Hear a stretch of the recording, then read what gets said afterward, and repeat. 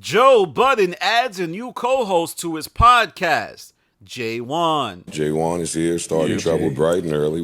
Also was the second person here behind me. I'm trying to pack niggas up. That's right, y'all. It looks like Jaywan, the son of Jadakiss, is actually gonna be a member of the show, and given how many times he has appeared and also his deep interest in the podcast, I don't think this is something that's gonna be temporary. And it looks like Jaywan is a full-time add to the show moving forward.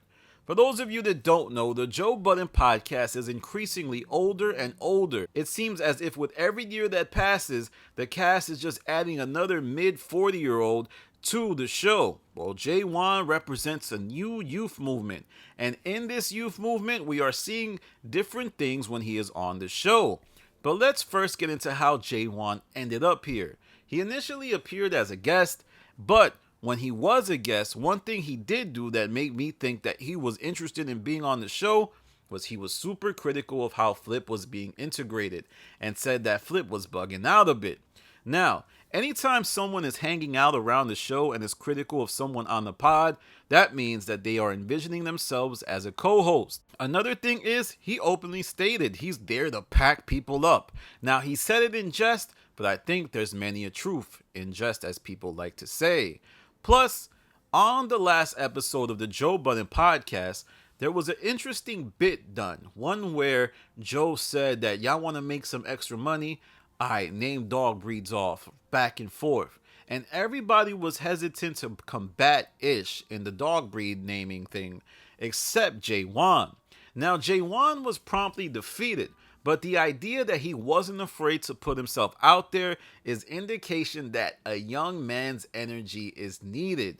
He also plays it low-key, but only time will tell. As we all know, the audience loves to switch up on somebody. And hey, I might even be someone who's critical of Jaywan in the future. Another thing Jaywan did that I said on Twitter was that, he was responding to answers with hand gestures. Know what your dad make?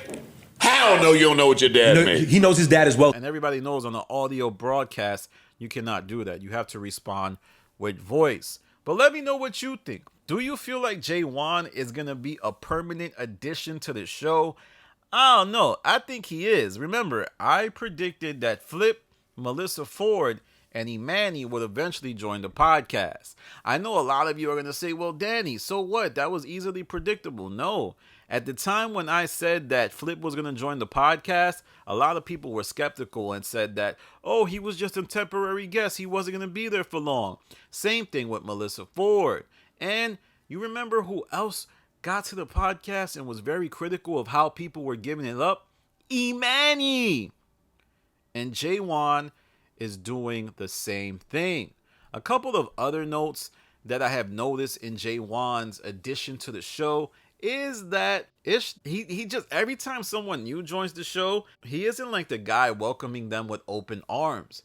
When Flip joined, he seemed very off-put by Flip. Eventually, Flip folded a bit and decided to just be cool with Ish because Ish kind of runs things. His personality is more domineering than Flip. He's also a little bit more smarter when it comes to words. Like, he knows how to make debates. Even if he's not better at content than Flip, he knows how to make an argument and kind of make Flip look crazy. Same thing with Imani. Remember when Imani first joined the show? Ish wasn't really feeling Imani's energy. And there was even a point where Joe said, you didn't take any advice from Imani. And Ish said, I just want to take advice from people who know what they are doing. And he came off as super combative, super defensive.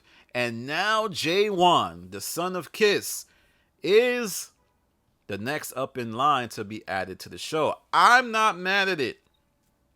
The show is too old. You need someone up there who is young enough, but also not too young, where it's like, all right, man, you ain't really, all you do is listen to Lil Uzi, and all you do is play Fortnite. I ain't with that. Nah, Jaywan is young, but he's not too young. He has old man sensibilities. He knows about Fab. He knows about old school New York hip hop. He dresses like an old school New York dude. His dad is Jadakiss. He can also kind of fit the role of Joe's son. Like, y'all gonna act like I'm crazy for this theory, but Jadakiss is his dad. Successful rapper, maybe the rapper Joe Budden thinks he is, and Jaywan is the son of a successful rapper. That's essentially the same mold as Trey. So it provides an interesting dynamic. I think Joe Budden loves Jaywan's energy, and there's some deep psychological stuff going on, and Jaywan wants to be on the show.